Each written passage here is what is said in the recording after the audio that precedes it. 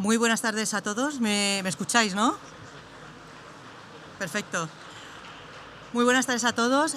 Bienvenidos. Vamos a seguir con esta cadena de jornadas sobre el autoconsumo. Habéis visto primeramente las innovaciones tecnológicas del autoconsumo y ahora vamos a ir un pelín más allá, ver las posibilidades que tiene el autoconsumo y lo hemos titulado con el título de Retos del autoconsumo, comunidades energéticas, almacenamiento y movilidad. O sea, realmente vamos a ver ese potencial que tiene el autoconsumo en otros sectores que son emergentes y que desde luego van a tener mucho que decir y que aportar a lo que es el sector del autoconsumo, que bueno, como veis, es muy importante y uno de los mensajes que siempre indicamos que los ciudadanos nos convertimos en el centro de la transición energética, el papel que tenemos como formar parte de tener la capacidad de poder producir nuestra electricidad, almacenarla,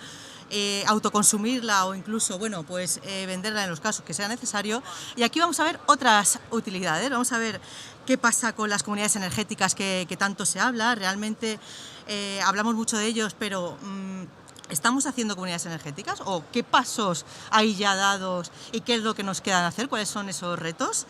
El tema de almacenamiento, pues por supuesto también es importantísimo porque bueno, pues al final las energías renovables son, como decimos, no gestionables, es decir, que solo generan electricidad cuando hay luz, tenemos el recurso, pero con los sistemas de almacenamiento podemos tener esa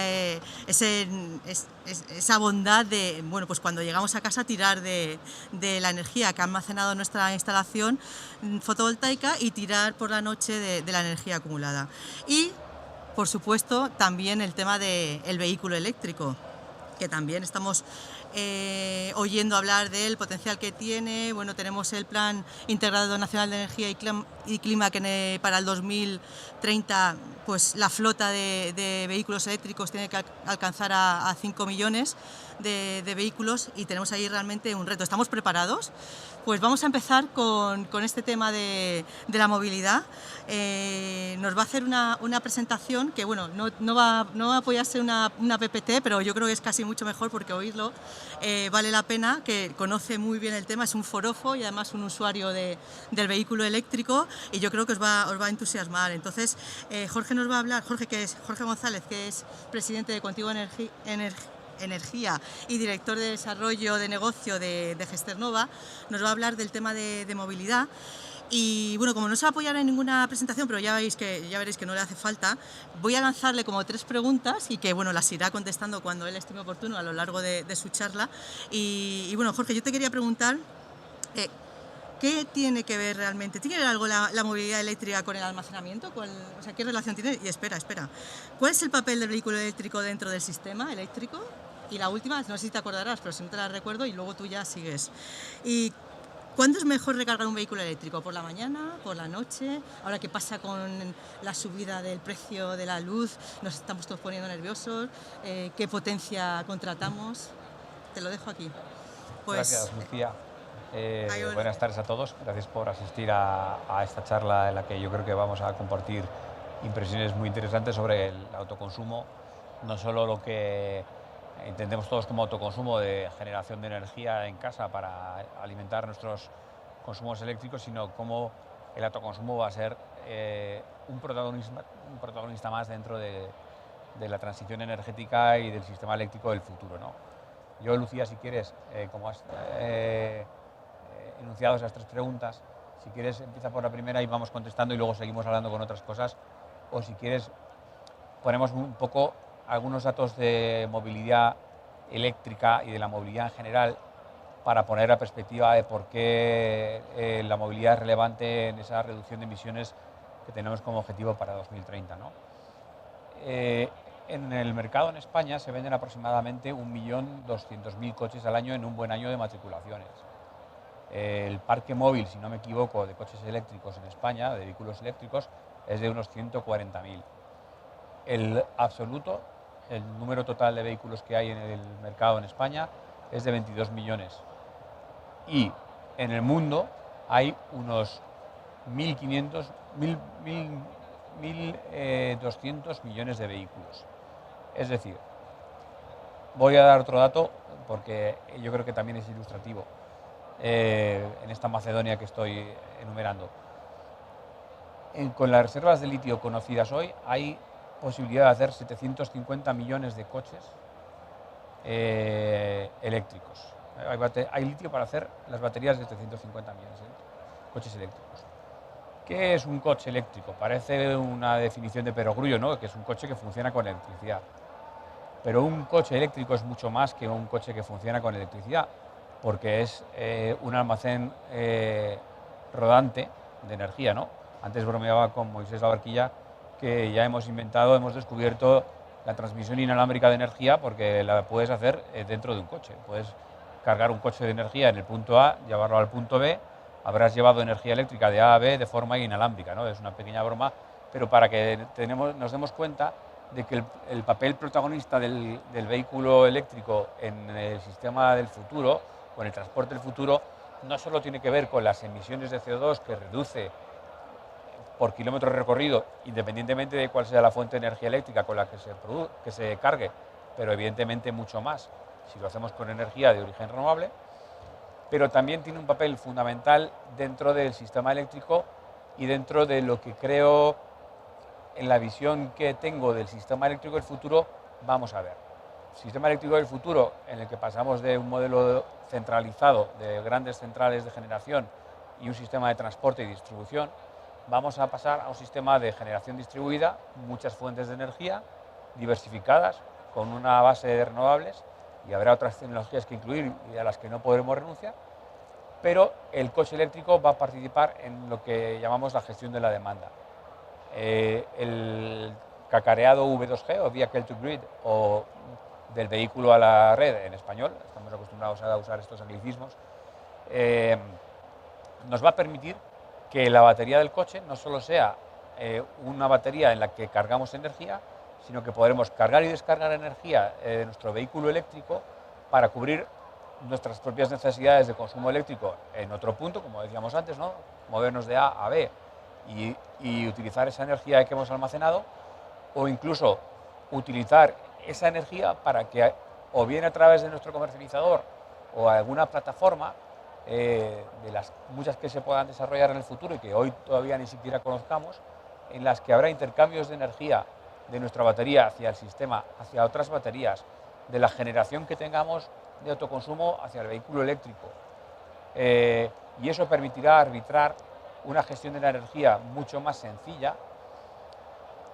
Hoy tecnológicamente puede ser un reto, pero al final tenderemos a simplificar la gestión de la energía, y el papel que jugaremos los comercializadores será más parecido al que hacemos en la figura de representante de mercado con los productores que llevamos al mercado de renovables, comprando y vendiendo energía y haciendo esos ajustes para que al final el consumidor tenga energía accesible y limpia y, por supuesto, accesible no solo desde el punto de vista del acceso a la energía físicamente, sino también desde el punto de vista económico, ¿no? Que es el objetivo principal de todos los planes que la Unión Europea ha planteado con el horizonte 2030 y 2050, ¿no? Entonces, lógicamente, si pensamos en el autoconsumo, que es lo que nos reúne a todos aquí, y pensamos en las aplicaciones que tiene el autoconsumo, yo creo que todos podemos pensar que el autoconsumo tiene sentido si además electrificamos nuestros usos de energía, principalmente los que como consumidores utilizamos, que son calefacción o climatización y transporte, ¿no? Entonces, ya que somos capaces de generar nuestra propia energía eléctrica, yo creo que tiene sentido que también electrifiquemos esas dos demandas de energía y de transporte. ¿Por qué además? Porque un coche eléctrico puede, no podemos decirlo hoy con los precios que tenemos en el mercado eléctrico, pero en condiciones de mercado normales, recorrer 100 kilómetros con un vehículo eléctrico puede estar por debajo del euro. Entonces, puede ser que el coste de adquisición sea mayor que el de un coche de motor térmico en estos momentos, pero moverse en coche eléctrico pues tiene unas ventajas también desde el punto de vista económico, de mantenimiento, de simplicidad de la mecánica, etcétera, que son que son indiscutibles. Tanto es así que nos podrá gustar más lo que hace Tesla, que es el referente del vehículo eléctrico, o nos podrá gustar menos. Pero el modelo de negocio de la industria automóvil que están siguiendo todos los fabricantes, al final es el modelo que Tesla ha terminado imponiendo y que terminará imponiendo a todos los fabricantes. Entonces yo creo que, no sé si Tesla dentro de 5 años existirá o no. Yo además no tengo acciones en Tesla, entonces no es algo que me preocupe, pero sí que lo que quedará, estoy seguro, es el legado de Tesla del cambio de modelo de la energía. El vehículo, además, ocupa aproximadamente el 30% del espacio de las ciudades, pero vuelvo a dar otra Macedonia de datos. A lo largo de la vida de un vehículo, y la vida media de un coche en España está entre 12 y 14 años, ha aumentado en los últimos 2 años con el COVID, pasa el 90% de su vida parado. Es decir, que si tenemos un coche durante 10 años, podemos decir que 9 de esos años el coche ha estado parado, no ha estado circulando. Entonces, eso nos lleva a pensar en si realmente necesitamos tener un vehículo. No solo es, como decía antes, una cuestión de reducción de emisiones de gases de efecto invernadero, ¿no? Sino también es una cuestión de reducción de espacio y de calidad del aire, o sea, de mejora del espacio disponible para los ciudadanos en las ciudades y de mejora de la calidad del aire que respiramos, ¿no? Me sale otro dato que yo creo que es relevante. En España aproximadamente se mueren unas 30.000 personas por enfermedades relacionadas con la contaminación, ¿no? Muertes prematuras por contaminación. Tener un ambiente en las ciudades libre de gases de efecto invernadero también tiene una consecuencia positiva sobre la salud, ¿no? Luego, siempre con el coche eléctrico hablamos de la autonomía.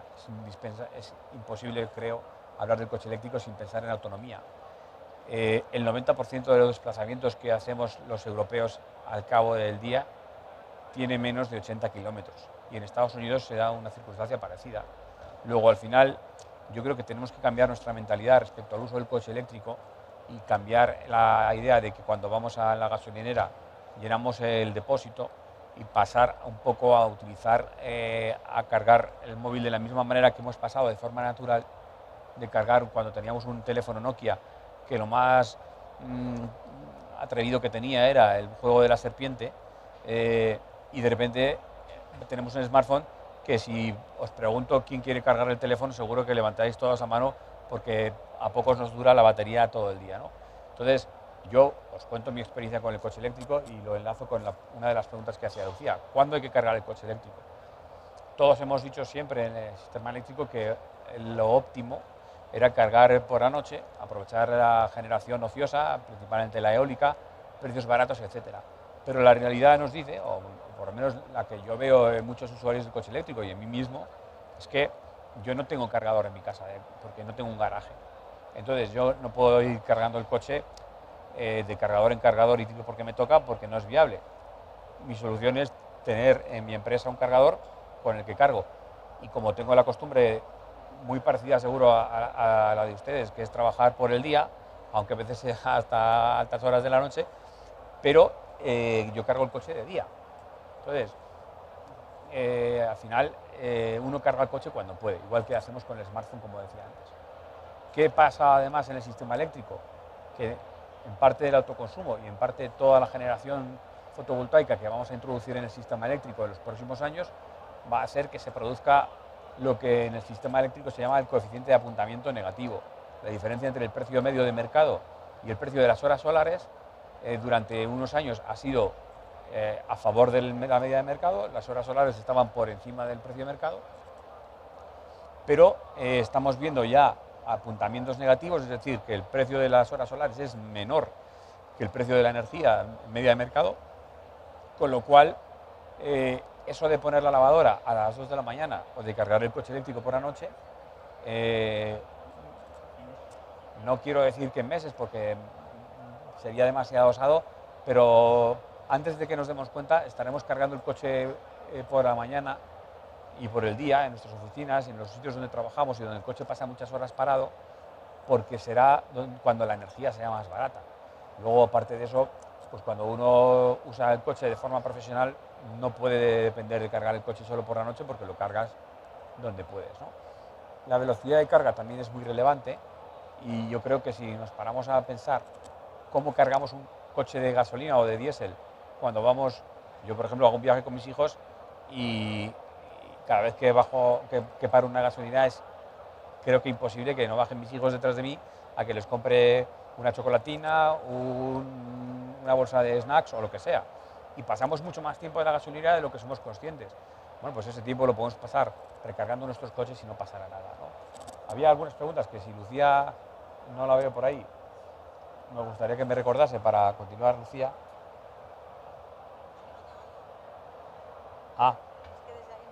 Vale.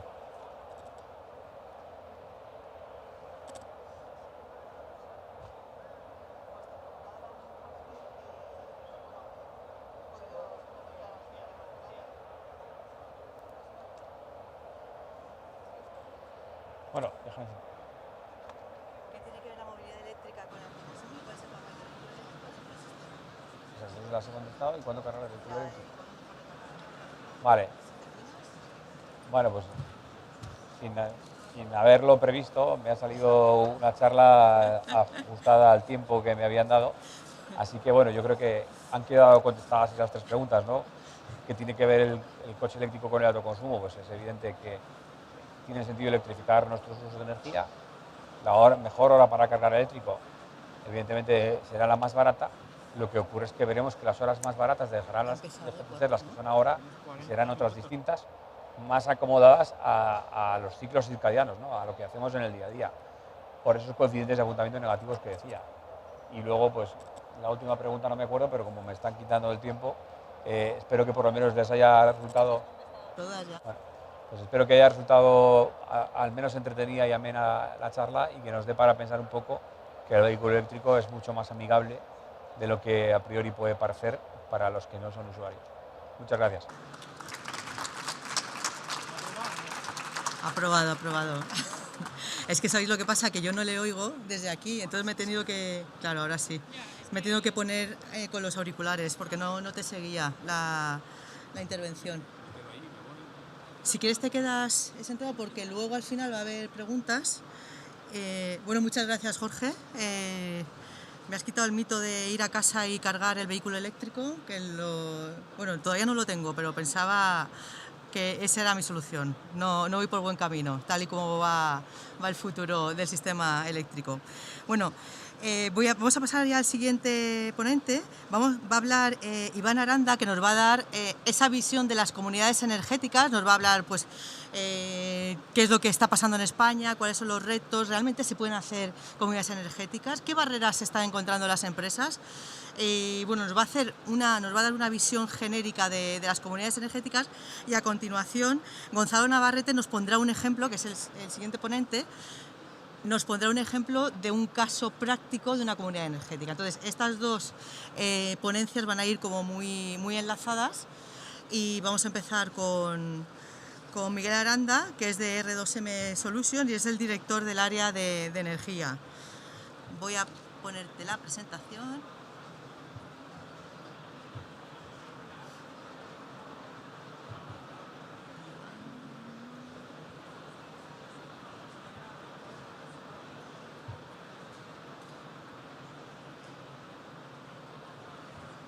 Yo creo que ya estoy allí por si acaso, porque como no te oigo, vale. Vale, okay. Gracias. Bueno, buenas tardes a todos. Gracias, Lucía. Efectivamente, lo que voy a comentar un poco es el marco general de las comunidades energéticas, un poco cuál es la situación actual, qué retos nos encontramos. Bueno, creo que en estos días se está oyendo bastante hablar sobre la temática de comunidades energéticas. Es un tema, digamos, candente, ¿no? Entonces, bueno, pues voy a intentar aclarar dar alguna clave para la gente que no esté muy familiarizada con el tema, pues para que entienda o para que tenga un cierto conocimiento sobre cómo es el asunto. Bueno, antes de empezar de entrar en materia, lo que quería era, bueno, pues un poco presentar a la empresa y un poco para que también sepáis de dónde venimos y de dónde viene nuestra experiencia y por qué estamos hoy aquí hablando de comunidades energéticas. Nosotros somos una consultora de innovación, participamos en proyectos europeos desde hace muchos años y en concreto en temas de energía y de comunidades energéticas. Llevamos participando en proyectos europeos sobre esta temática pues desde hace como 5 o 6 años y tenemos actualmente en ejecución con pilotos en España varios proyectos europeos donde los casos de estudio son comunidades energéticas de diferente naturaleza, pues industrias, con municipios, residenciales, en islas geográficas, etcétera. Además de eso, tenemos otra pata que es como empresa de servicios energéticos, que de alguna forma lo que intentamos en nuestra misión es, como el nombre indica, R2M, Research to Market, es aprovechar o hacer uso de esos servicios y productos que desarrollamos en los proyectos europeos para, bueno, darles una salida y generar pues, valor económico y social, en este caso en torno a las comunidades energéticas. Ahí os he indicado algunos de los proyectos en los que participamos, donde, como digo, hay pilotos relacionados con las comunidades energéticas. Y bueno, pues un poco por entrar en el tema. ¿Qué son las comunidades energéticas? Creo que esta es la primera pregunta. Bueno, como esto es un foro, digamos, de carácter general, pues bueno, no, en principio es contar un poco, pues bueno, aspectos de esa índole. Al final, pues si alguien tiene alguna pregunta más a detalle, estaré encantado de contestarla. Una primera definición. Una comunidad energética es una entidad legal de participación abierta voluntaria controlada por sus miembros. Puede realizar actividades de generación, almacenamiento, consumo y venta de energía y puede participar en los mercados de manera no discriminatoria. ¿Y quién puede participar en una comunidad energética? Pues bueno, personas físicas, comunidades de vecinos, empresas, autoridades locales, en realidad, pues bueno, casi cualquiera, ¿no? Esta definición es importante y ahora voy a entrar un poco a comentar el por qué lo he puesto aquí, porque a pesar de que son 5 líneas, incluye pues realmente un detalle, ¿no? Y da mucha información de cómo efectivamente tienen que ser estas comunidades energéticas, ¿no? Hablamos de una entidad legal, es decir, una primera cuestión que tiene una relevancia, ¿no? Y es muy, digamos, una clave, ¿no? de cara a la implementación, es el hecho de que es una entidad legal. O sea, es decir, si tú quieres ser una comunidad energética y estar reconocido como tal, tienes que tener digamos, una entidad legal registrada como tal, ¿no? Eso es algo que no es evidente y hay mucha discusión en torno a esto de cuál es esa figura legal digamos, más óptima o más apropiada para una determinada configuración de una comunidad, ¿no? Por otra parte, habla de que tiene que ser participación abierta y voluntaria y efectivamente controlada por los miembros. Esto también tiene su cuestión, ¿no? En realidad, y eso lo iremos ahora también viendo, una comunidad energética lo que supone es un cambio, ¿no? en cómo funciona la relación entre los usuarios, ¿no? y con el sector energético, ¿no? Es un cambio radical, ¿no? Es decir, se pasa de ser un consumidor pasivo, digamos, como lo podemos ser todos ahora, que pagamos nuestra factura, nuestra comercializadora, a de repente jugar un rol activo en el cual pasamos a ser, por ejemplo, prosumidores, es decir, producir y consumir nuestra energía, no compartirla, ¿no? Realizar actividades como almacenar o vender esa energía, ¿no? Entonces realmente es un cambio de paradigma, ¿no?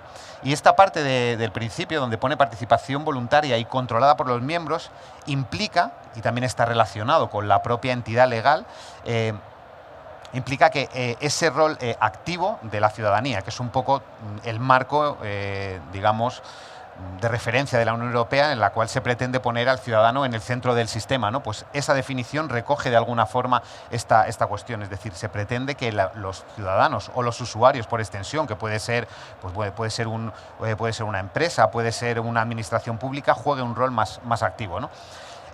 Como digo, puede realizar actividades que tradicionalmente tú como usuario, como consumidor, no puedes realizar, ¿no? Como por ejemplo, pues eso, digamos, vender tu energía, compartir energía, eso son cosas que hasta ahora no se podían hacer y ahora se empieza a poder hacer, ¿no? Por lo menos hay un marco que va en esta dirección y empieza a haber experiencias como veremos ahora un poco más adelante. Y luego, otro último punto que también es muy interesante y también de mucho alcance, muy relacionado también con el desarrollo tecnológico, parte digamos, el foco que ponemos nosotros en los proyectos europeos va precisamente en este último punto, ¿no?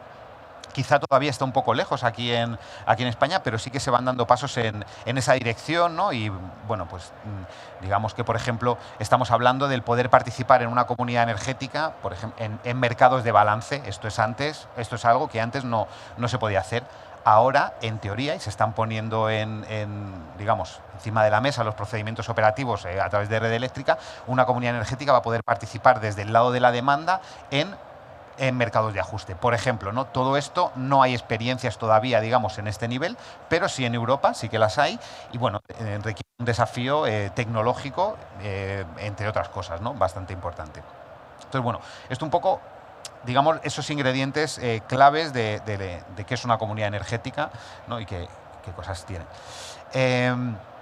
Las claves, ¿no? Puedo dar como tres ideas, ¿no? O sea, ¿qué es lo que tiene una comunidad energética? Bueno, una comunidad energética tiene que tener una generación renovable, puede ser un autoconsumo, que es un poco en el foro en el que estamos, pero puede ser una generación renovable de otro tipo. O sea, puede haber comunidades energéticas térmicas también, ¿no? Por ejemplo, en torno a compartir energía generada por la combustión de biomasa, ¿no? En una caldera de biomasa, por ejemplo.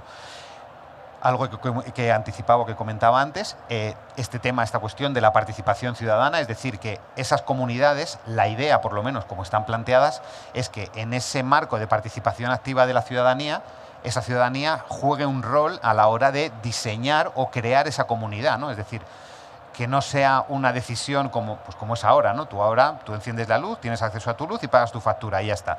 Bueno, aquí lo que se pretende es una mayor involucración por parte de la ciudadanía y, por tanto, un cierto compromiso o responsabilidad a la hora de diseñar esa comunidad, ¿no?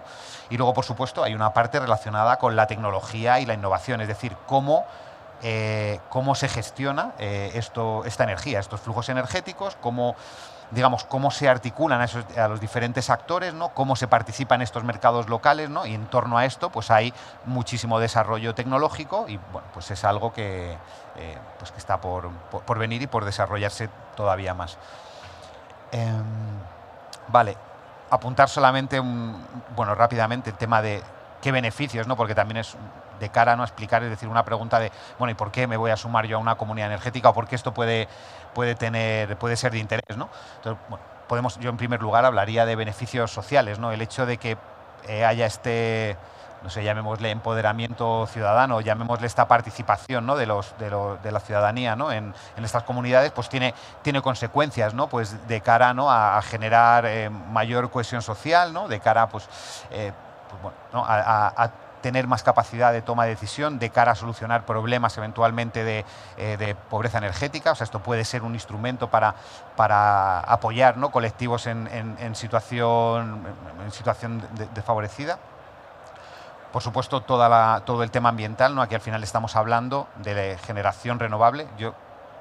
A pesar de que hay comunidades energéticas que no tienen por qué funcionar con generación renovable, esas son las que a día de hoy están traspuestas y están incorporadas en nuestra normativa y esas a las que yo me estoy refiriendo, ¿no? Y creo que por extensión un poco la tendencia es que mayoritariamente las comunidades energéticas, como las entendemos a día de hoy, como creo que se van a seguir entendiendo, la base de generación va a ser renovable, ¿no? Lo digo porque puede haber a lo mejor comunidades energéticas que se pueden constituir en torno a una compra colectiva, pues por ejemplo, de equipamiento para reducir costos. Eso puede ser una comunidad energética. Pero cuando hay generación, mayoritariamente yo creo que va a ser renovable, ¿no?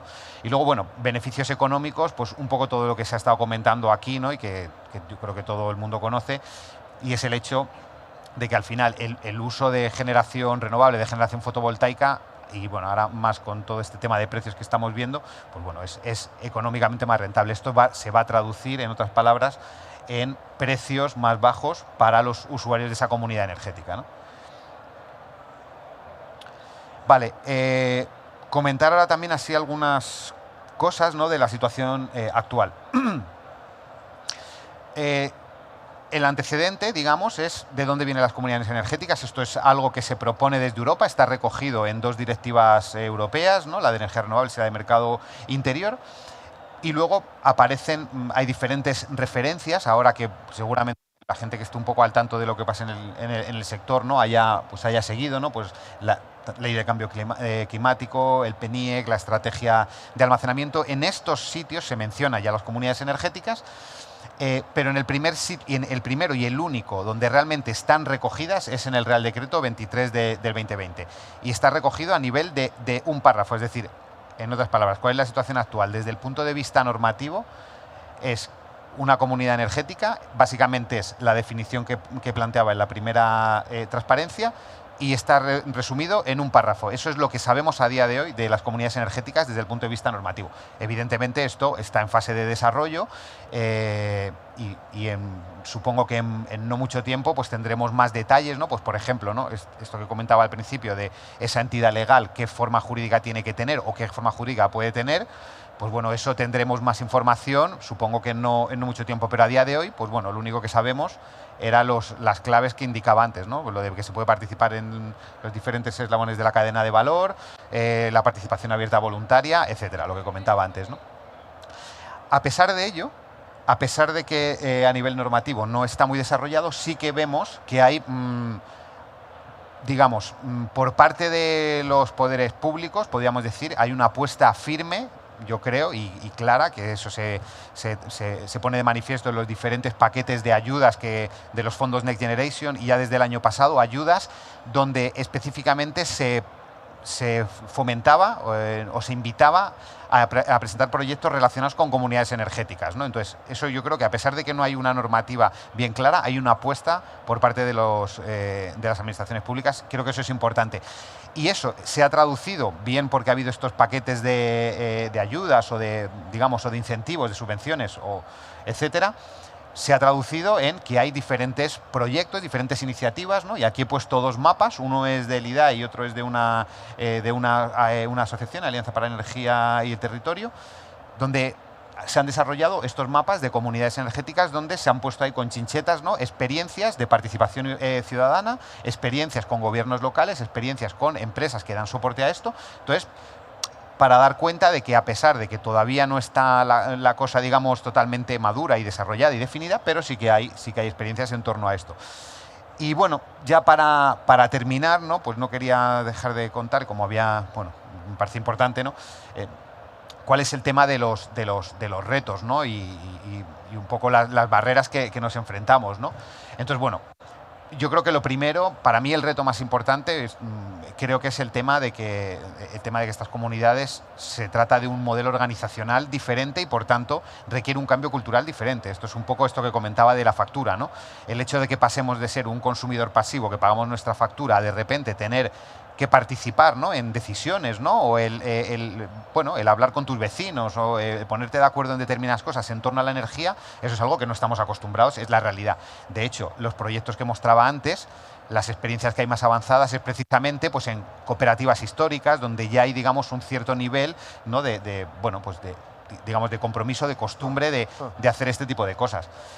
Pero creo que para que esto sea algo masivo, pues bueno, el reto es un reto, digamos, de cambio cultural, ¿no?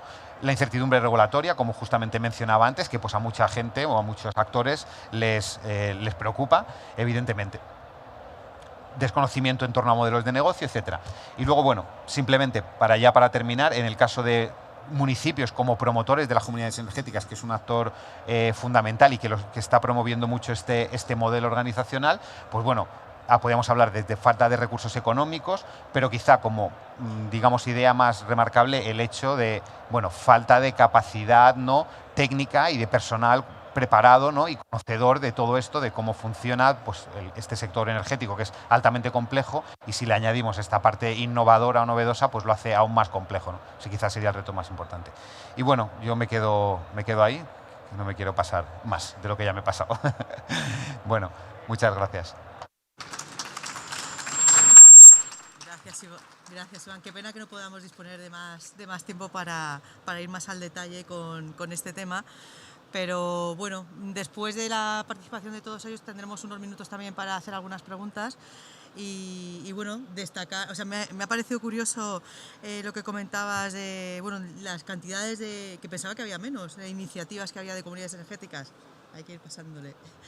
De comunidades energéticas, porque bueno, como realmente no tenemos todavía la legislación implementada en España, pues me imagino que los que estén haciendo estas estas comunidades energéticas pues tendrán que abrir camino, me imagino que estarán con mucha paciencia, pues ir convenciendo de cada paso a la administración para ir un poco avanzando en el tema de las comunidades energéticas. Bueno, la verdad es que es un reto y que yo creo que desde la administración están muy por la labor de ir hacia adelante y bueno, sobre todo a partir de eso es el tema que nos quite las trabas ya burocráticas, que luego Fátima nos contará que os lo vais a pasar muy bien con su intervención.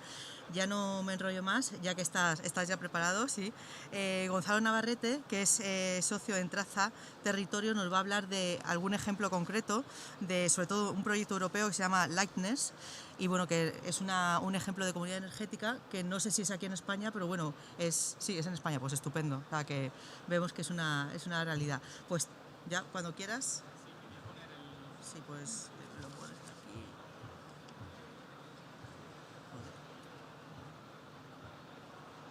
Que lo he perdido.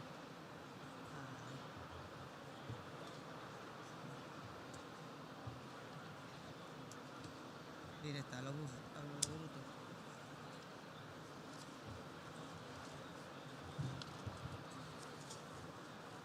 Lo tienes ahí, ¿no? Este mismo. Vale.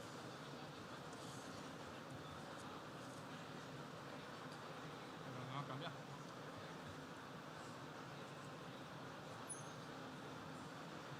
No se cambia. ¿Por qué no lo ha cogido? A ver, voy a avisar al técnico. A ver. Mira, ver. Hay que pulsar. Ver en pantalla.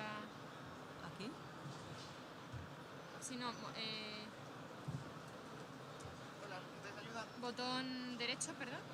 En lo que es el aquí, el propio. Control L. Si queréis poner la pantalla completa es Control L, pero Sí, no se pero- está viendo Ya, ahí. pero es que no se ve. Control L.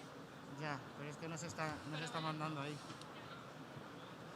Tiene que ser algo de duplicar la pantalla. ¿Qué necesitamos? Es que no se ve la presentación. Vale, esto es que está en ampliar y esto tiene que poner No, de en duplicar. duplicado.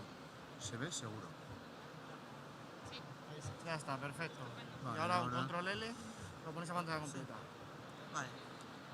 Ahí, perfecto. Vale, listo. Vale. Buenas tardes, gracias por estar y por la invitación. Voy a ir directamente aprovechando las dos ponencias precedentes, que yo creo que introducen muy bien lo que voy a contar ahora. De hecho, voy a ir pasando directamente y memoria insuficiente.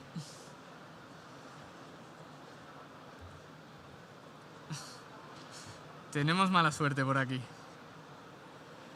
No sé si sacarlo del ¿Qué ha pendrive. pasado? Pues O sea, vale, ahora era en duplicar. ahora sí, ¿no? No, pero es que dice memoria insuficiente. Memoria insuficiente. Memoria insuficiente. Sí, quizá la copiamos. Está en el pendrive. Sí. La copiamos al escritorio. Perfecto. Ay, pobre, ya me lo he encontrado encima ya.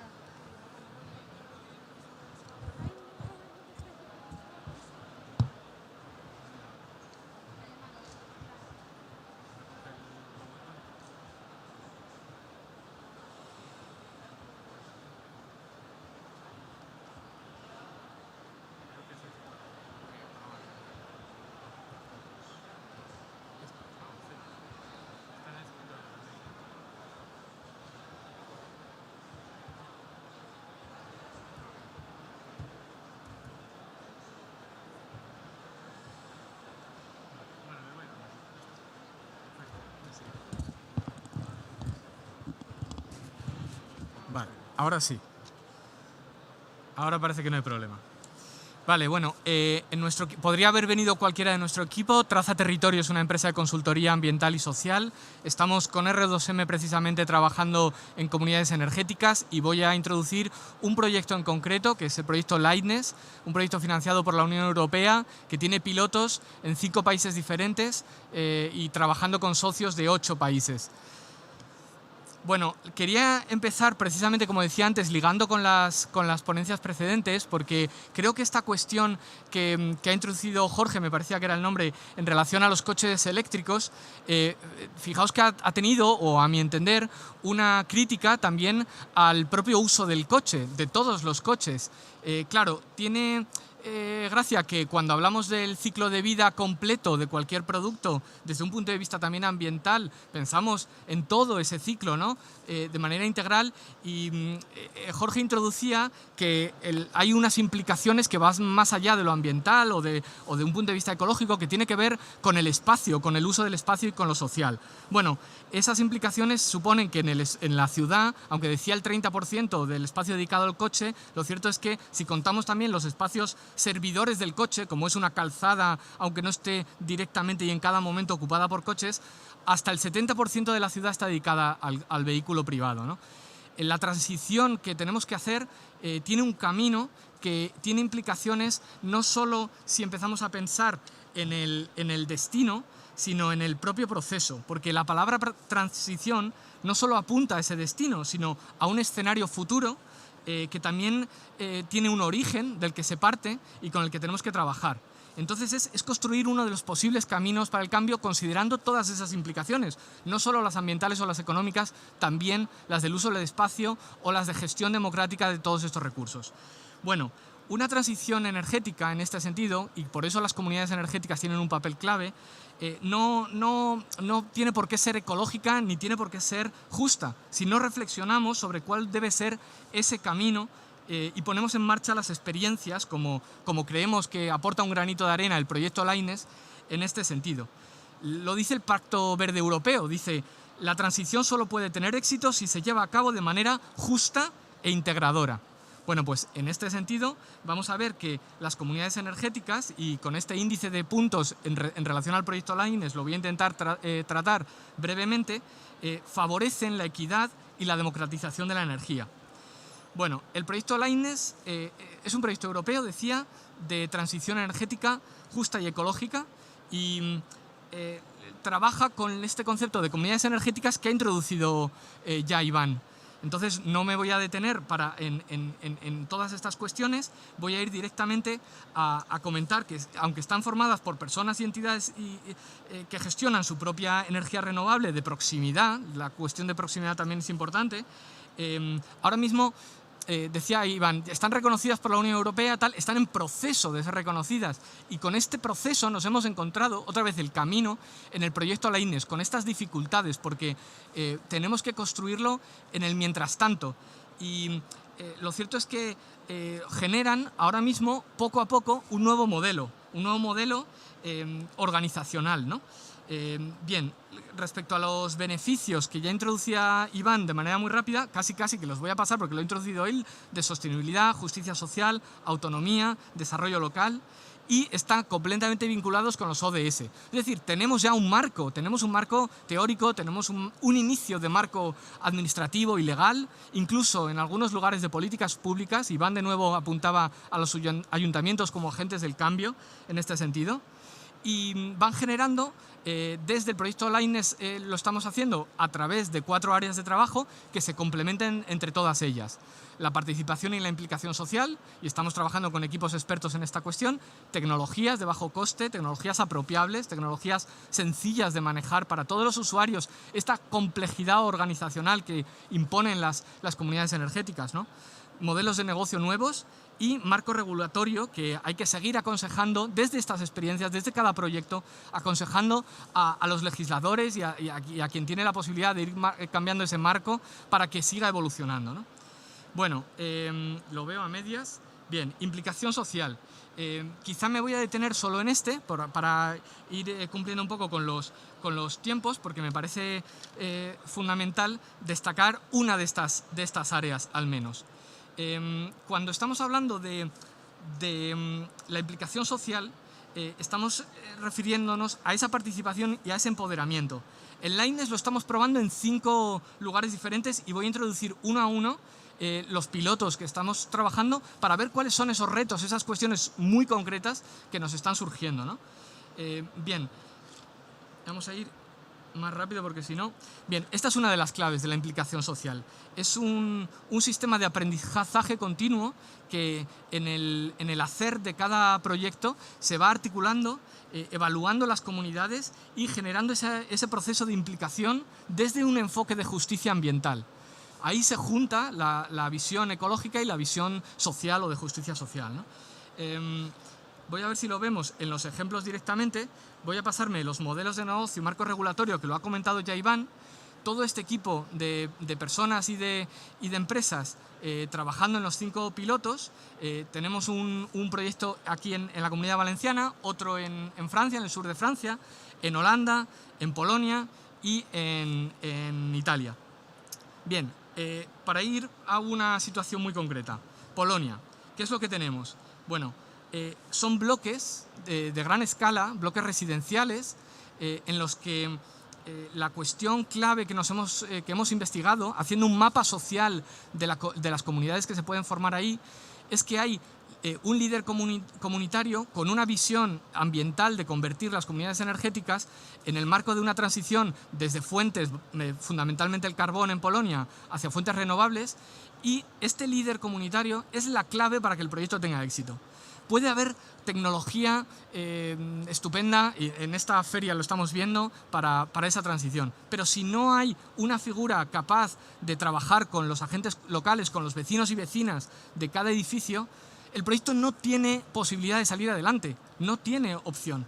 ¿Qué estamos aquí haciendo? Potenciar el trabajo con esta persona que tiene un contacto diario con la comunidad en concreto. Hemos propuesto muchas otras ideas, desde los marcos regulatorios, desde tal. Esta es la cuestión clave que hemos detectado en Polonia. Voy a apuntar así solo una de cada caso, para quedarnos con algo. ¿Qué ocurre en Países Bajos, en Holanda en concreto?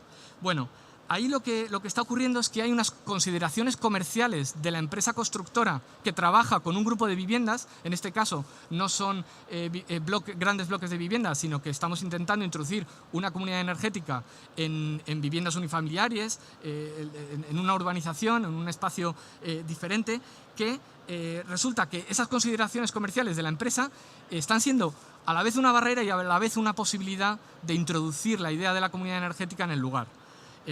Está, digamos que, imponiendo que las actividades que se desarrollen vayan alineadas con esa actividad previa de una empresa que lleva tiempo y que conoce el lugar. Entonces, no hay un líder comunitario que nos esté o facilitando o bloqueando, no es ahí la oportunidad. La oportunidad se da en que hay en esta empresa que a la vez impone sus condiciones y al mismo tiempo facilita la introducción en el barrio en el proyecto, ¿no? Bueno, en Francia, igualmente, bueno, aquí es un caso muy diferente, es un polígono industrial, decenas de empresas colaborando y trabajando y compartiendo un montón de servicios, y surge esta idea clave de aprovechar la gran comunidad energética con el apoyo técnico y político, pero sobre todo pues buscando ese ahorro de energía, que es lo que en este caso, en este piloto, les importa más. Bueno, aquí la clave está en los vínculos formales entre las empresas. O sea, no está funcionando las ideas que estamos introduciendo desde el proyecto con una empresa o con otra. Es fundamental recoger aquellos espacios en los que ya existen vínculos entre las empresas para desde ahí construir esa comunidad energética. Uno más, en España. El caso de España es muy especial porque resulta que tenemos un pueblo entero, Alginet, en el sur de Valencia, en el que hay ya una cooperativa desde los años 30 del siglo pasado que está trabajando con la comercialización y suministro de energía eléctrica. Bien, aquí la cuestión está en que la clave para que esto tenga éxito es que la cooperativa valora la posibilidad de recuperar el vínculo perdido con los socios de la cooperativa que actualmente se están entendiendo como clientes. Empiezan a entenderse después de tantos años como clientes de cualquier otra comercializadora, y el proyecto puede marcar un cambio para que vuelvan a entenderse como cooperativistas e implicados de manera activa en el proyecto. Bien, y el último caso que voy a contar hoy, en Italia. La situación en Italia tiene el interés de que se está posibilitando en un único edificio, es una escala, digamos, completamente opuesta a la de Polonia, con cientos de viviendas. En Italia tenemos apenas 8 apartamentos en un único edificio, en Cerdeña, Y la clave de este proyecto para seguir trabajando es que existen vínculos informales, y digo informales, entre vecinos y vecinas que quedan a comer por las tardes y que se conocen entre ellos y que están generando conjuntamente el plan para implantar las comunidades energéticas.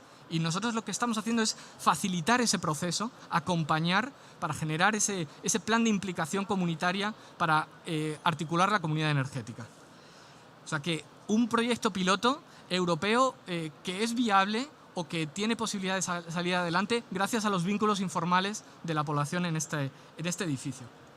Bueno, voy a cerrarlo ya. Todas estas dimensiones para desarrollar las comunidades energéticas las estamos trabajando a la vez. Me he centrado más en la social porque me parecía que era complementaria a la que se ha estado hablando hoy aquí y en general en esta feria. Todo esto va acompañado, no voy a ir punto por punto, pero de unas fases y de una metodología que estamos desarrollando para poder extenderlo a más modelos, a más casos, porque el cambio de modelo implica experiencias, una tras otra. Tenemos que seguir avanzando y que las comunidades energéticas empiecen a contar por cientos y por miles. Bueno, pues hay básicamente dos fases, una de diseño, otra de implantación, siempre con esos tres pilares, ¿no? Bueno, el proceso de trabajo de todo el proyecto son 36 meses, llevamos prácticamente un año y las claves ya las he ido comentando, las anoto una vez más, es compartir la energía, favorecer el acceso a la energía y ahorrar y reducir emisiones, ¿no? Queda ahí el contacto para saber más, hay una web que lo cuenta perfectamente y podemos hablar si queréis en cualquier momento para seguir en contacto y desarrollando esos caminos y no solo el destino final como si pudiéramos traerlo al presente, esos caminos reales ahora para la transición energética justa y ecológica. Gracias.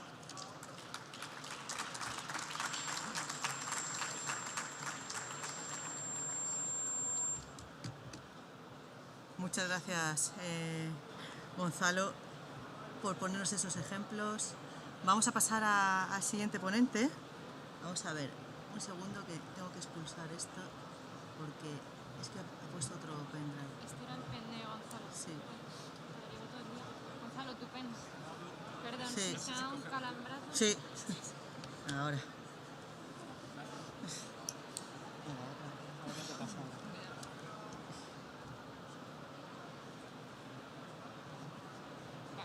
¿Quieres leer el proceso?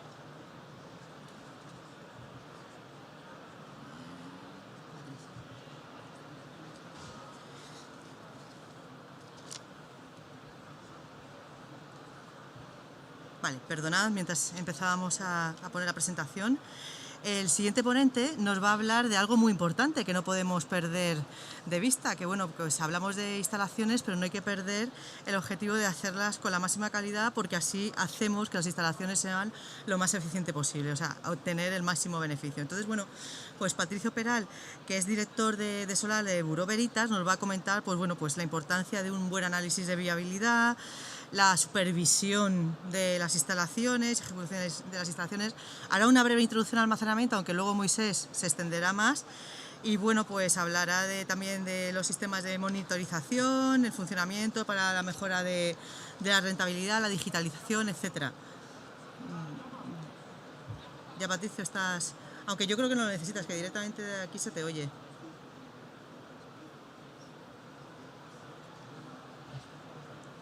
Poquito tiempo, ¿no? Sí. ¿Se me oye bien? ¿Se me oye bien? Perfecto. Es que como no me oigo yo tampoco, pues ya me perdonaréis. Bueno,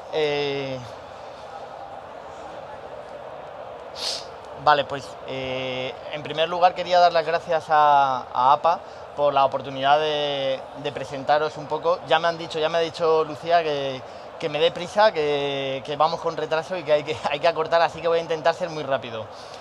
Como bien me ha presentado Lucía, yo estoy en Bureau Veritas, imagino que muchos conocéis la empresa.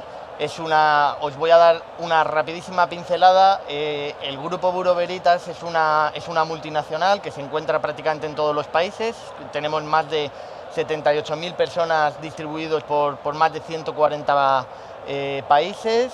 Tenemos más de 400.000 clientes, etcétera, etcétera. O sea que tenemos tenemos mucho volumen en el mercado, mucho negocio, y quiero de la imagen de la pantalla del mapa, simplemente un dato que luego aludiré a él, que es que el 31% de las personas de Bureau Veritas están en Asia. Luego aludiré a él en una parte de la presentación para deciros también un poco la razón del porqué, ¿no?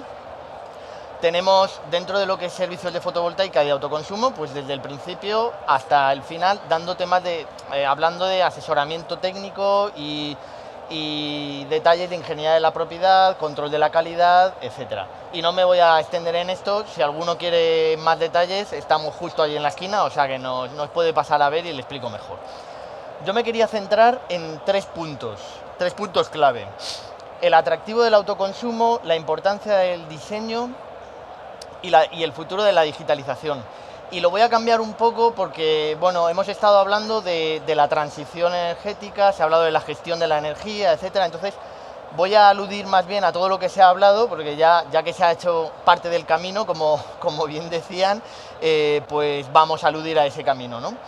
En primer lugar, vamos a aludir al camino que ya se ha hecho, que es que pese a que hemos estado en el COVID, en 2020 se instalaron más de 600 megas en autoconsumo en España, que viene a ser un 20% o más de un 20% de la fotovoltaica que se instaló en 2020, pese a que tuvimos la pandemia y estuvimos con el COVID.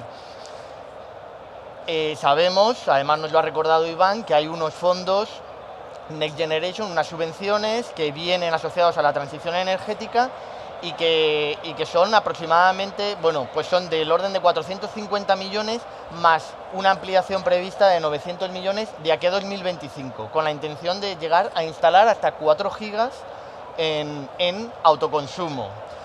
Lo cual, evidentemente, si pensamos en 2025, estamos hablando de 4 años, es a giga por año, y si estamos el año pasado en 620 megas, pues ya veis un poco el crecimiento por dónde va. Cuando Lucía me invitó a dar la presentación decía, bueno, el título es Retos del autoconsumo. Bueno, pues el primer reto evidentemente es saltar de 620 megas a 1 giga anual con todas las cosas que hemos ido viendo, de decir, bueno, pues cambios normativos, problemas logísticos que estamos teniendo, bueno, ya lo escuchamos en las noticias, etcétera, etcétera, ¿no? Pero claro, a esto se añade una parte más, y es la parte de la transición, ¿no? Ese camino que tiene que ir, yo siempre digo, la transición no es destrucción, es decir, se trata de que lo acoplemos a nuestra vida. Es muy bien lo que decía Jorge antes, ¿no? ¿Cuándo vamos a cargar el coche? Pues todos siempre nos han dicho, no, lo mejor es cargarlo por la noche. Lo vamos a cargar cuando podamos, ¿no? Se tiene que adaptar a nuestra vida. Bueno, pues ahí hay una parte importante que es la parte del prosumidor. Es decir, nosotros ahora vamos a trabajar no solo el consumo de la energía, sino también el generar energía, compartirla. Siempre se ha dicho, ¿no? Compartir es vivir, ¿no? Bueno, pues al final sí que es cierto que nos pasamos el día compartiendo experiencias, compartiendo cosas, conocimiento, etcétera. Bueno, vamos a compartir. Y eso es un reto. Es un reto porque cuando uno comparte también salen los pequeños egoísmos, ¿no? Por ejemplo, hablábamos, ¿no? Pues las comunidades de vecinos se tienen que poner de acuerdo. Bueno, yo creo que todos los presentes habremos sufrido alguna vez una reunión de comunidad de vecinos y sabemos que la previsión es vamos a estar 1 hora y acabas estando 4, ¿no? Porque siempre, oye, pero es que esto no lo he entendido o esto quiero que se haga así y el otro... Bueno, pues ese acuerdo en las comunidades o ese acuerdo entre vecinos es un reto también. Esta mañana me decía alguien, oye, que yo tengo la posibilidad de hacer un parque fotovoltaico, pero yo quiero compartirlo con alguien que está a 4 kilómetros. ¿Por qué no puedo hacerlo? Bueno, pues ese es otro reto, que la normativa también, la regulación, sea capaz de adaptarse a esas necesidades o esas inquietudes que al final acabamos teniendo, ¿no? Y también tecnológico, porque, bueno, muchas veces no acabamos de entenderlo, pero las regulaciones también vienen asociadas a a unos marcos tecnológicos, a un escenario tecnológico que a lo mejor no está en algunos casos tan maduro, o si lo está hay cierto miedo al cambio, ¿no? Que sabemos que ese es otro de los factores importantes, el miedo al cambio, ¿no? Y bueno, se hablaba nos decía Jorge, ¿no? La gestión de la energía, ¿no? Estamos hablando ahora de gestión de la energía, que sea una energía accesible a todos. Bueno, pues yo las siguientes transparencias las quería dedicar a 4 puntos precisamente de ese acceso a la energía, según yo lo veo un poco, ¿no? Y la primera parte es el acceso en coste. Es decir, nosotros, si ponemos una instalación es para que nos sea rentable. Muy altruistas tenemos que ser si lo pones simplemente porque queremos ser sostenibles, ¿no? Y yo, sinceramente, no me he encontrado ninguno todavía y llevo algún tiempo en el sector, ¿no? Bueno, pues tiene que ser rentable y para eso pues hay que conocer muy bien los consumos, hay que asesorarse bien de qué dimensionamiento poner, cómo ponerlo, qué tecnologías utilizar, saber cuál es nuestra forma de consumir, saber qué pasa con esa energía. Si estás en una industria y lo quieres poner en tu cubierta, qué pasa con esa energía que tú no vas a utilizar el fin de semana, porque a lo mejor no trabajas el fin de semana, ¿no? ¿Qué soluciones tienes? ¿Puedes integrar almacenamiento? Bueno, luego os contará Moisés un poquito más de esto, ¿no? Pero al final, un reto es esa accesibilidad en cuanto a rentabilidad, en cuanto a coste, ¿no? El tener ese conocimiento de cómo consumimos y de cómo vamos a generar. Otro reto es la accesibilidad en cuanto a tecnología. ¿Por qué digo esto? Porque sí que es cierto que en el autoconsumo, en las instalaciones fotovoltaicas, el mercado está, diría, muy maduro, o vamos a decir, voy a ser conservador, voy a decir bastante maduro, ¿no? Lleva muchos años trillado y muchos años trabajando, con lo cual está bastante maduro. Hay otras facetas que son la parte de almacenamiento, que quizás está un poquito menos madura o se supone que está menos madura. Bueno, eso es cierto, pero ¿qué está pasando ahora con toda la parte logística? Con la parte de los fabricantes asiáticos que están cada vez integrándose más en el mercado europeo y que o no tienen certificaciones o no tienen posibilidad ahora de proveer. Pues a eso me refería con accesibilidad de la tecnología, o sea, ser un poco cautos a la hora de ver qué tecnología ponemos, cómo la ponemos, dejarnos asesorar también en esa parte y decir, bueno, vamos a ver los expertos que sabemos, si estáis aquí es porque confiáis en expertos o a lo mejor lo sois, bueno, pues vamos a dejarnos asesorar por ellos y vamos a llegar a una solución que sea óptima en tecnología y en rentabilidad. Y ojo, en tecnología también aludir a un tema que lo he querido poner porque, bueno, llevo tiempo recibiendo preguntas al respecto y es temas estructurales. A alguno os habrá pasado de tener algún conocido o que alguien cercano que durante Filomena se le haya caído la cubierta de la fábrica o se le haya abierto alguna parte de la cubierta, ¿no? Bueno, pues tener cuidado también en qué estudios estructurales hacemos, estudios de cargas, si no todos los tejados o las cubiertas son pisables, son accesibles o son aptas para poner instalaciones fotovoltaicas. Dejarse también asesorar ahí, y ese es un reto, ¿no? Porque muchas veces nos bombardean con noticias y decimos, pues voy a poner una instalación fotovoltaica. Bueno, ojo, vamos a ver cómo se pone esa instalación fotovoltaica, ¿no? La otra parte de la accesibilidad, bueno, no hace falta que os diga el bombardeo en redes que ha habido con la famosa frase de Casado de la energía es que solo es por la mañana, ¿no? Bueno, tenemos almacenamiento que también también se puede utilizar por la noche y que además en muchos de los casos te permite tener una calidad del suministro mayor y te permite tener una estabilidad de ese suministro que en otros casos pues a lo mejor no te es posible, ¿no? Más allá de la rentabilidad que pueda tener, que puede ser pues ese peak saving o incluso reducirse los términos de potencia, etcétera, etcétera. Y bueno, pues aludo a lo anterior, hay que tener cuidado con las rentabilidades, etcétera, los precios están cambiando y se sabe.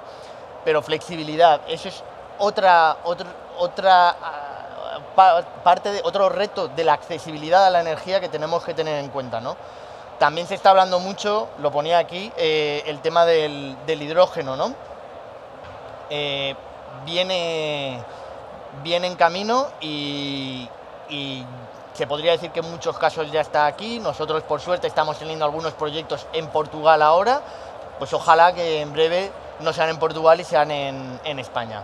Y para acabar, que ya me están levantando la mano, pongo en la última de las transparencias, que es la accesibilidad en cuanto a la comunicación, en cuanto a las aplicaciones, ¿no? Ahora, como bien decía Jorge, raro es que no nos movamos con un smartphone. Está cambiando el paradigma, como bien decía Iván, estamos cambiando de paradigma.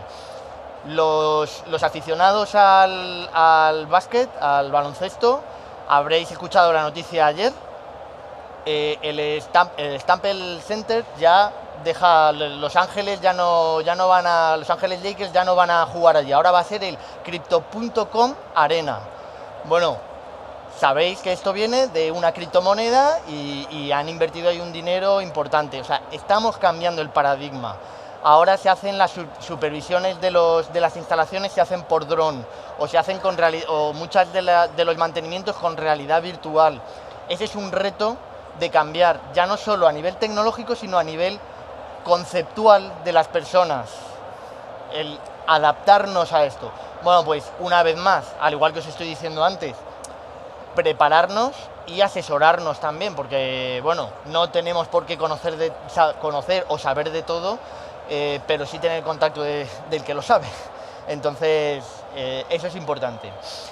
Y con esto, Lucía, espero haber llegado en tiempo, más o menos. Muchas gracias, Lucía. Muchas gracias, Patricio. Muy bien. Vamos, la verdad es que bastante mal de tiempo. Deberíamos haber terminado a las 6, aunque también hemos empezado con un poco de retraso. Pero ya casi siguiendo un poco la introducción que ha hecho Patricio, vamos a ver qué nos cuenta Moisés, que Moisés Labarquilla es el responsable de fotovoltaica de Redexis y se va a centrar en el potencial que tiene el almacenamiento para las instalaciones renovables. Entonces, bueno, pues Moisés, deseando escucharte y por favor, tiempecito. Breve. Sí. Hola, buenas tardes a todos. Gracias a APA por la invitación. Vamos a hablar de autoconsumo y acumulación. El autoconsumo es un modelo de consumir energía que ya está muy maduro, que se ha introducido en todo el mundo desde hace ya años. En España tenemos la mala suerte de empezar ahora a introducirlo de forma masiva. Hemos perdido una oportunidad de más de 10 años en el camino de la introducción del autoconsumo, pero me voy a quitar la mascarilla. Pero tenemos, al ser los últimos casi en nuestro entorno en introducir el autoconsumo, pues tenemos ventajas. Las ventajas que tenemos es que ahora el autoconsumo ya va asociado a la acumulación. Las baterías para autoconsumo conectado a red o en aislado han mejorado mucho en las últimas décadas. Se utiliza ya el litio es una tecnología madura con una garantía de más de 10 años y están aquí, han venido y se van a quedar. Si os habéis dado una vuelta por todo Genera, veis que todos los inversores ya vienen con sus baterías casi asociadas, ¿no? Entonces, ahora que introducimos el autoconsumo de forma masiva en España, la oportunidad es poderlo introducir ya con inversores que estén preparados para hibridizarse con baterías, ¿no? Y dar ya el salto directamente a inversores híbridos y dejar los antiguos inversores o que aún se siguen instalando desde solo de conexión a red. Quiero introducir un poquito quién es Redexis, que es la empresa donde yo trabajo. Es una empresa que lleva más de 160 años desarrollando infraestructuras energéticas, que es donde es especialista. Ha cambiado de nombre, por eso a lo mejor no es tan conocida, pero llevamos aquí ya pues más de un siglo. Es una empresa que se dedica en exclusiva a desarrollar su negocio en España, y ahora estamos dando el salto a Portugal, y en el desarrollo de infraestructuras energéticas, y pues en nuestro entorno movemos a más de 3.000 empleados, y en la última década hemos invertido algo más de 1.300 millones de euros en desarrollo de infraestructuras energéticas. En los últimos años, los 3 últimos años, hemos empezado a introducir el autoconsumo a nivel industrial, terciario y residencial, y también a desarrollar sistemas de introducción de hidrógeno. Nosotros tenemos gran parte de la distribución de gas en España, pertenece a Redexis, y ya estamos trabajando en introducir hidrógeno en nuestra red de transporte y distribución. Con los últimos ensayos que hemos hecho podemos llegar a introducir hasta un 30% de hidrógeno y luego suplir el resto con proyectos que también se están desarrollando ahora mismo con biogás, para intentar tener una independencia energética mayor con respecto a nuestro entorno. Inversores híbridos. Ahora quiero hablar un poquito del estado del arte de la tecnología del inversor híbrido. Tenemos aquí en esta diapositiva tres fabricantes de inversores híbridos. 2 de ellos, los primeros, Huawei y Fronius, tienen en torno al 60-70% de la cuota de mercado en España para el sector residencial, y el otro es un inversor, es un fabricante recién llegado a España, que no en el mundo, que lleva ya años y años trabajando en India, en Australia, en Reino Unido, que también es un inversor híbrido. Quiero haceros ver qué es un inversor híbrido, qué es lo que tenemos que pedir a un inversor híbrido y qué es capaz de hacer un inversor híbrido. En las últimas semanas hemos notado que el cliente ya nos pide un inversor que cuando se vaya la luz se aguante encendido y suministrando energía al cliente o a la empresa. Eso los inversores de conexión a red estándar no lo pueden hacer. Se va la luz y el inversor se apaga, ¿vale? Los inversores híbridos han venido aquí para poder hacer eso, para poder utilizarlos como sistemas de backup, que no deshay, ¿vale? En España tenemos un temor de que nos quedemos sin luz, que haya un apagón, como en Austria dijo el Ministerio de Defensa que iba a haber un apagón, que nos teníamos que preparar, que en la próxima década es muy probable que haya un apagón de varios días y que problemas con el suministro eléctrico. En España parece que no, porque somos una isla energética, estamos muy bien soportados por generación, tenemos el doble de potencia instalada de la que consumimos, y parece que aquí eso no puede ocurrir. Pero si miramos en esta gráfica, aquí tenemos la generación eléctrica por tecnologías la última semana. Y podemos apreciar que el 50% de la energía que hemos consumido en España la última semana se ha producido por ciclos combinados y cogeneración.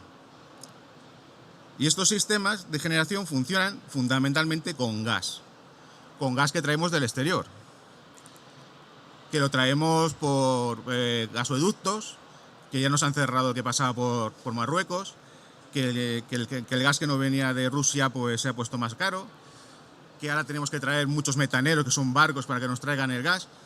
Parece que el suministro de gas va a ser suficiente para poder seguir manteniendo nuestro sistema eléctrico sin problemas. Pero visto lo visto, esa preocupación de que haya un corte de suministro es razonable. No probable, pero sí razonable tenerla. ¿Cómo nos podemos defender contra este problema? Pues con inversores híbridos. Esto es una forma de utilizar un inversor, no para tenerlo como sistema de backup si se va la luz, sino para tenerlo lo que se llama cargar en valle y utilizarlo en punta, y sacar rendimiento a la energía barata y utilizarla cuando la energía es cara. Los precios de la luz, como tenemos el pool, está por las nubes, bajará, no llegará a bajar como estaba a 50 euros hace el año pasado, pero lo que sí cambió en la regulación, en las tarifas, es que nos han cambiado los periodos tarifarios. Tenemos un periodo punta con un gran gasto en peajes de transporte y distribución, que pagamos del orden de 11-12 céntimos solamente en impuestos en punta. Y bueno, la batería aquí puede ayudar a amortiguar eso y a amortizar el coste de la batería. Luego está el uso normal de la batería, que es aprovechar mi excedente fotovoltaico. Lo que no pueda, cuando tenga la batería cargada, lo mando a la red. En España tenemos un mecanismo, el de compensación de excedentes, que nació muy tímido en su regulación, en el cual solamente podía compensar la parte variable de la energía sin compensar peajes. Las comercializadoras de Mercado Libre están compensando toda la parte variable, tanto peajes como coste de energía, y ya están saliendo comercializadoras que te compensan incluso hasta la parte de potencia.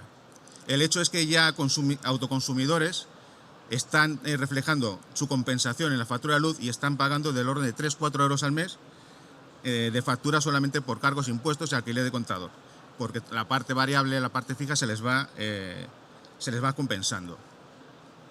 El año que viene ya hay comercializadoras que empiezan a decir, bueno, tu energía excedentaria también la vas a poder compensar en la casa de tu hermano, o vas a poder regalar a un amigo tuyo en su factura de la luz.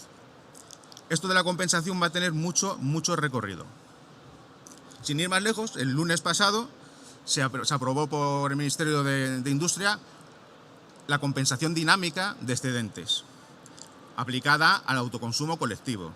Por tanto, el utilizar la batería, porque una compensación de excedentes es utilizar la batería utilizar la red eléctrica como una batería, tiene mucho potencial, pero aún así no tiene tanto potencial como la batería, ¿no? Aquí os pongo un ejemplo de lo que es un retrofit, que es un sistema actual de autoconsumo, y le quiero poner un sistema de baterías. Pues bueno, es tan sencillo como poner un inversor de baterías que se configura en función del sistema de autoconsumo y nos va a dar todas las capacidades que necesitamos, ¿vale? Y en esto en el mercado hay varias soluciones. Esta, por ejemplo, es de Sofar Solar, que te puede dar un soporte también de backup, de site, ¿no? Puedes tener ahí unas cargas instaladas hasta 3 kilovatios, si se va la luz, pues tienes tú ahí tu sistema de backup.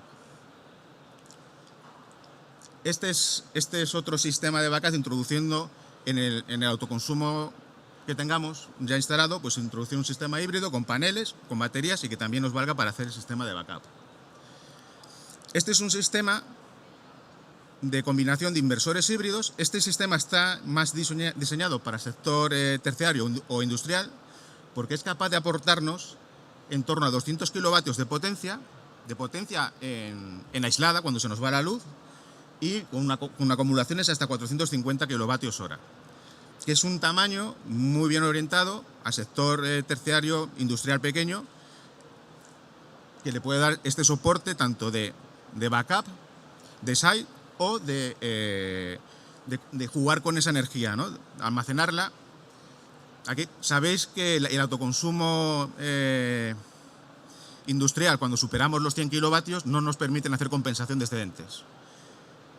Cuando tenemos una tarifa en alta tensión y queremos hacer compensación de excedentes, tenemos que verter a red, pero como la tarifa es en alta tensión, la distribuidora de turno nos obliga a colocar protecciones en alta tensión, que en muchos casos superan su coste 15.000 euros, que es en torno a un 20 o un 30% de lo que te cuesta la instalación de autoconsumo. Por tanto, está lo que todo el mundo conoce como los sistemas antivertidos.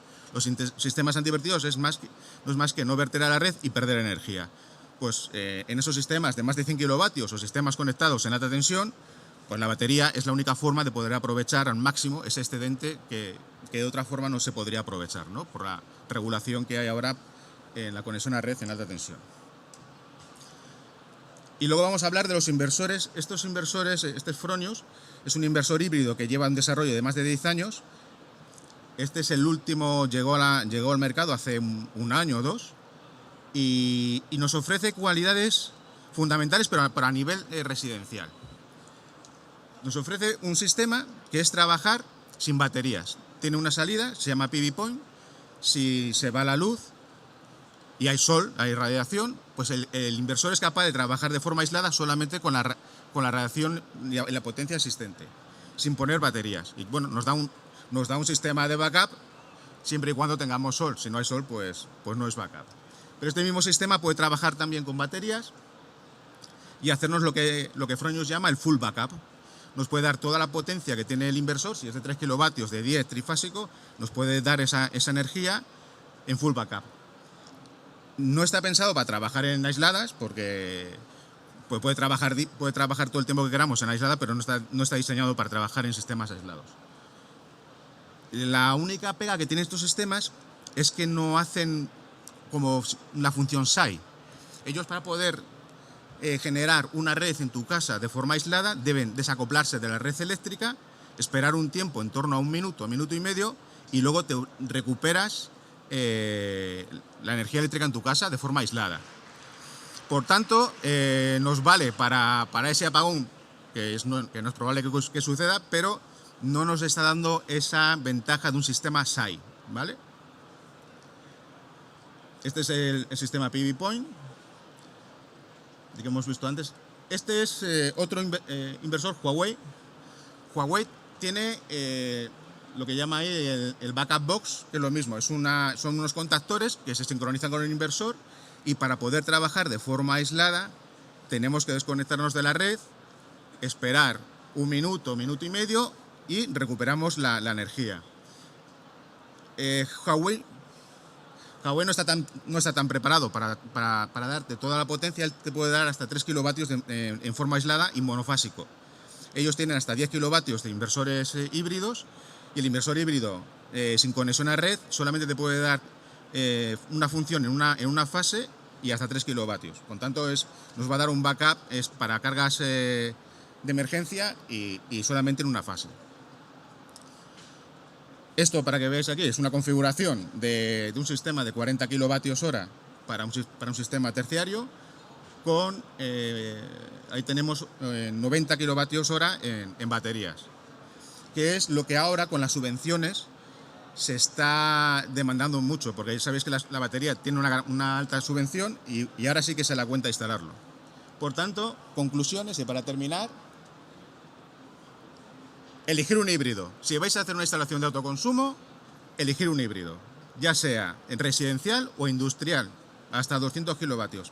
Intentar poner un inversor híbrido, estar preparados para el presente de la batería y para el futuro, que la llegaréis instalando. Cada problema tiene una solución, por esto hay inversores diferentes. Para el nivel residencial, pues seguramente la solución de Huawei, la de Fronius o la de cualquier fabricante es más que suficiente para dar soporte a nivel residencial. El sistema de motorización es obligatorio, hay que gestionar la energía, ver cómo se produce, cómo se almacena y cuándo la gastamos. Hay que realizar unos estudios más detallados cuando ponemos baterías para elegir el dimensionamiento correcto de la batería y no gastar más dinero de lo que tenemos que gastar y aprovecharla desde el primer momento. Hay que buscar consejos, ahora sí hay que irse a empresas expertas en esto y que sepan. Ya introducir la batería es introducir una complejidad mayor al sistema de autoconsumo, y hay que dejarse aconsejar por los expertos. Aprovechar todas las formas de acumulación. La batería es una en química, pero tenemos agua caliente, tenemos nuestro vehículo eléctrico, tenemos un montón de formas de acumular energía y luego utilizar a posteriori. Y bueno, estaba aquí hablando de la futura gestión dinámica de periodos, que esta presentación la hice justo el lunes. Los precios fluctúan mucho, tenemos ya también la gestión dinámica de excedentes y bueno, servicios de red. La batería siempre nos va a proteger de costes, de apagones, de todo. Bueno, pues hasta aquí hemos llegado, me he cubierto mi tiempo. Muchas gracias.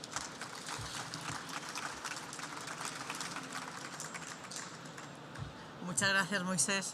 La verdad es que cada una de vuestras participaciones nos daría para mucho más. La pena es que vayamos tan mal de tiempo, y es que tengo también a otros compañeros que después van a hablarnos de Marina. Entonces, Bueno, os voy a presentar a Fátima Cadaía, que es la directora de consultoría de la empresa Hace Energía.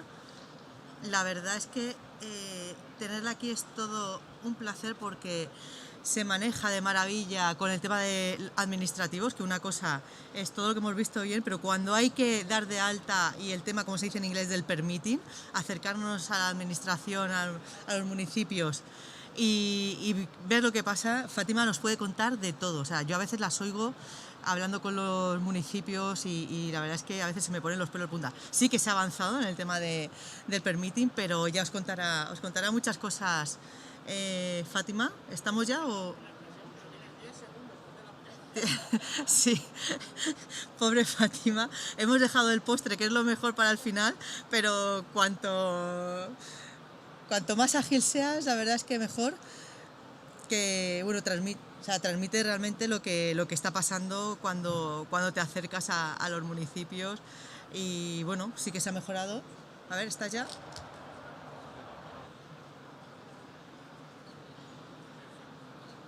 Pues nada, Fátima, muchas gracias. A ver. Bueno, buenas tardes a todos. Muchas gracias por aguantar aquí hasta la ponencia final. Muchas gracias también a APA por contar conmigo. Antes de nada voy a recalcar un poco lo que acaba de decir Lucía, porque si no voy a acabar siendo conocida como la quejica del sector. Y porque vengo siempre a contar lo que queda por hacer, los retos, cómo nos peleamos con las administraciones y parece que todo va en contra al desarrollo del autoconsumo y no, tampoco es eso, ¿vale? Hemos ya avanzado mucho, nosotros desde Hace Energía, que tramitamos un montón de instalaciones, notamos la mejora del conocimiento de los técnicos con los que hablamos y realmente se están haciendo cosas para que el desarrollo del autoconsumo sea realmente una realidad. Muy brevemente, para los que no nos conozcan, Hace Energía nace como una consultora y asesora especializada en energías renovables, más en concreto en autoconsumo fotovoltaico.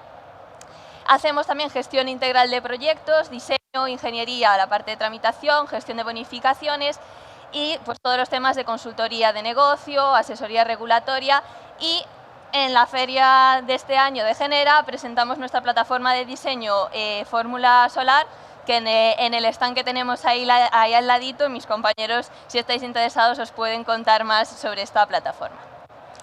Un poco para ponernos en contexto de lo que pasa en España es que tenemos muchos niveles. Tenemos muchos niveles, muchas administraciones y muchas entidades implicadas en el desarrollo y en una legalización de un sistema de autoconsumo. El IDAE en la guía creo que ponía unos sencillos 17 pasos para poder ser autoconsumidor. Nada más y nada menos. Además, 17 pasos que tienes que dar con uno de aquí, otro de allí y otro de allí, cada uno con sus criterios, cada uno con sus procedimientos. En España tenemos más de 8.000 municipios, es decir, más de 8.000 procedimientos diferentes para obtener un permiso municipal para hacer una instalación fotovoltaica. Además, nos hemos encontrado casos que es que hay municipios, por ejemplo aquí en Madrid, que tienen decenas de técnicos y cada uno con su interpretación y con su criterio sobre la normativa y sobre la implantación de estas instalaciones. A nivel de industria seguimos teniendo también 19 comunidades y ciudades autónomas con sus procedimientos y con sus interpretaciones. Y aunque es verdad que tenemos más de 300 distribuidoras, al final, bueno, siempre jugamos con 5 más o menos, 5 o 6 distribuidoras que también pues tienen sus propios procedimientos. Todo se enmarca dentro de unas bases y una normativa común, nacional, eso está claro, pero al final, pues aunque todos comemos las veces que comamos al día, pues cada uno cocina lo que cocina y come lo que le apetece. Entonces esto pasa lo mismo, tenemos un marco, pero después cada uno cocina como quiere esos procedimientos. Además, tenemos que tener en cuenta que los procedimientos también cambian en función de la instalación de autoconsumo a la que nos estemos enfrentando. Cambia según la potencia, cambia según la ubicación de esa instalación, cambia según la modalidad que escojamos y entonces al final nos encontramos con que realmente cada instalación es prácticamente un mundo a la hora de tramitarla. Un poco los retos y obstáculos generales que nos estamos encontrando, pues lo que hablaba, diversidad de procedimientos y diversidad de criterios. Lo de los permisos municipales voy a hablar un poco más en detalle porque al final es un procedimiento común a todas las instalaciones de autoconsumo y con el que más al final estamos chocando. Pero, por ejemplo, también esta diversidad de criterios la tenemos a nivel de industria. Cuando vamos a legalizar una instalación sin excedentes de más de 100 kilovatios, hay algunos que dicen, oiga, esto es una instalación de generación, no de producción, por tanto usted no tiene que tener una autorización administrativa previa y de construcción, pero hay otros que dicen que sí. Partimos de las mismas normativas. ¿Cómo puede ser que haya comunidades que sí, comunidades que no?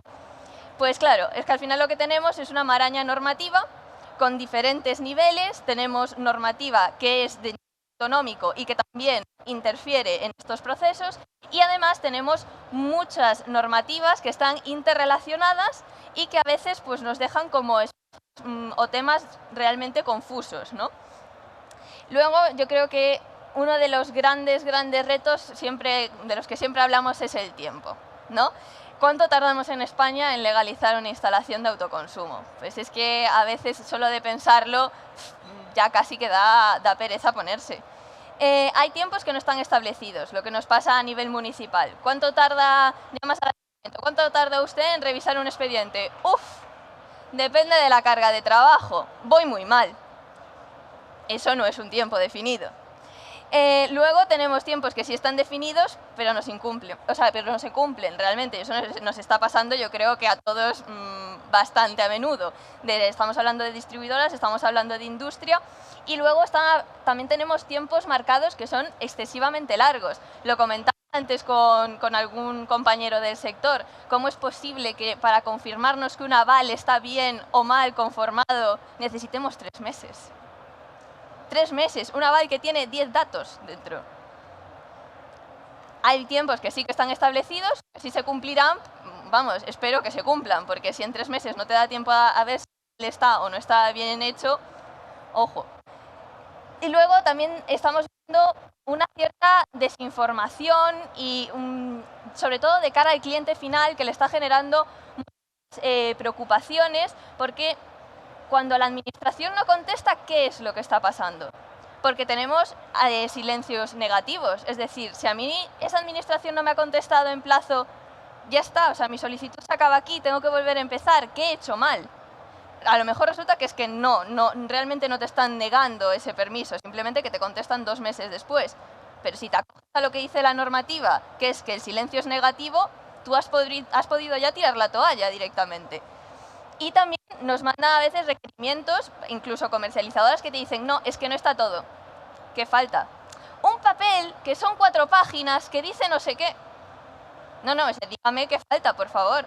Las distribuidoras nos pasa también lo mismo. En ayuntamientos necesito el plano sobre el plano del planeamiento general urbanístico. ¿Dónde está ese plano? No está en la web, no lo puedo localizar yo. Ah, no, tiene que pedir usted por instancia general que otra persona de mi departamento le envíe un plano para usted poner los paneles encima de ese plano que le va a enviar mi compañero. No me envíe el requerimiento, envíeme el plano. Entonces, bueno, esas son cosas que estamos viendo así a nivel general. A nivel más municipal, lo que más quiero destacar, por tampoco enrollarme demasiado, es el tema de la eliminación de los permisos. He visto infinidad de referencias a que hay comunidades que han eliminado los permisos municipales. No. Han cambiado de procedimiento. Han cambiado de un procedimiento de licencia de obra a un procedimiento de declaración responsable. No han desaparecido. Y cuando digo que es un procedimiento de declaración responsable, entiendo que puede generar duda. No es que firmemos un papel diciendo que declaramos responsablemente que todo está bien, lo presentemos y ya está. Es que esa declaración responsable, ese procedimiento de declaración responsable tiene que ir acompañado de documentación técnica, tiene que ir firmada, en algunos casos visada por los técnicos competentes, y no es solo un papel. Realmente a nivel documental estamos hablando de una cosa muy parecida a tramitar una licencia de obra. Lo que nos permite la declaración responsable es realmente poder iniciar las actuaciones antes, que es una ventaja enorme, que está espectacularmente bien hecho que las comunidades autónomas estén cambiando esos procedimientos a declaración responsable, porque a los instaladores les permite ejecutar las instalaciones, pero que no nos digan que no hay que pedir permiso al ayuntamiento, porque es que luego hay clientes a los que le dices, no, es que me tienes que firmar esto para el ayuntamiento. Yo he leído que yo al ayuntamiento no le tengo que presentar nada.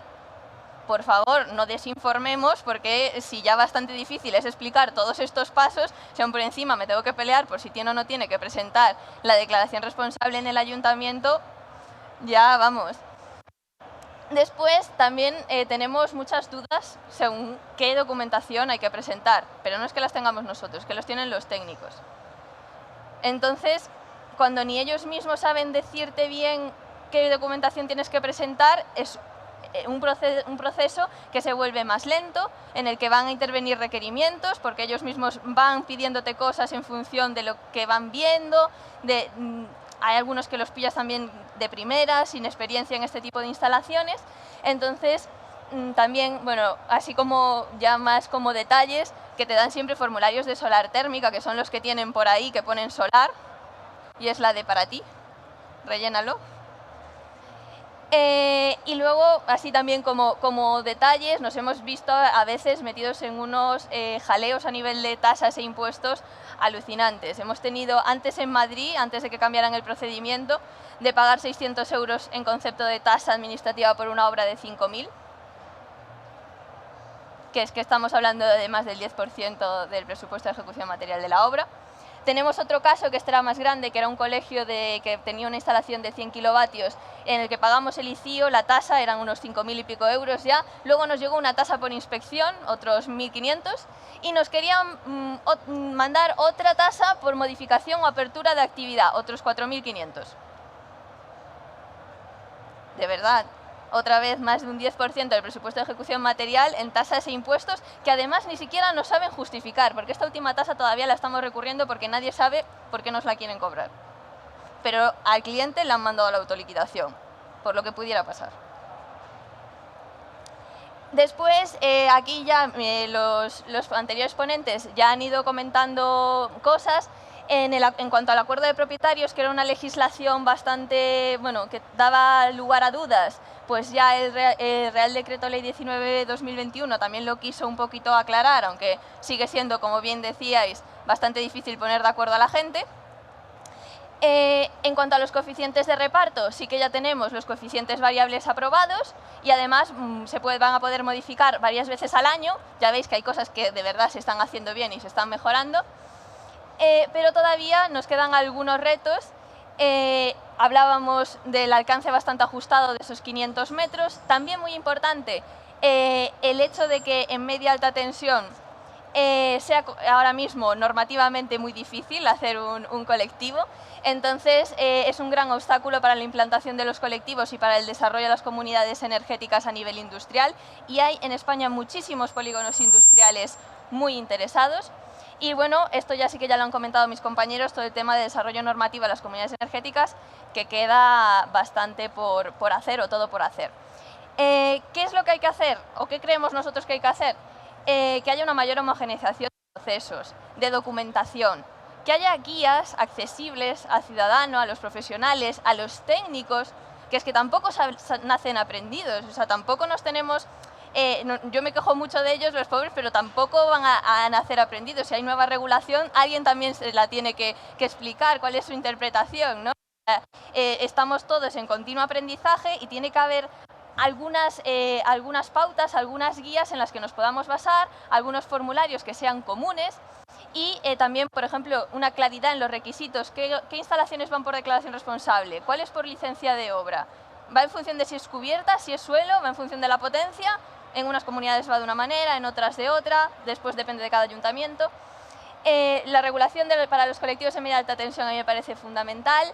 Los coeficientes dinámicos, más allá del variable, el dinámico, para que realmente sean eficientes. Y yo creo que lo más importante, la formación y la divulgación a todos los niveles es imprescindible para que lo podamos llevar a término. Solo voy a acabar muy brevemente diciendo que me alegra que ayer me estaba leyendo el borrador de la hoja de ruta de autoconsumo y la mayoría de los puntos que acabo de mostrar están ahí. Es una declaración de intenciones de que todo lo que estoy contando son conscientes de que son retos y obstáculos y los quieren eliminar y veremos si efectivamente esa declaración de intenciones se hace realidad y podemos ver esto todo mucho más ágil en próximas ediciones. Muchas gracias.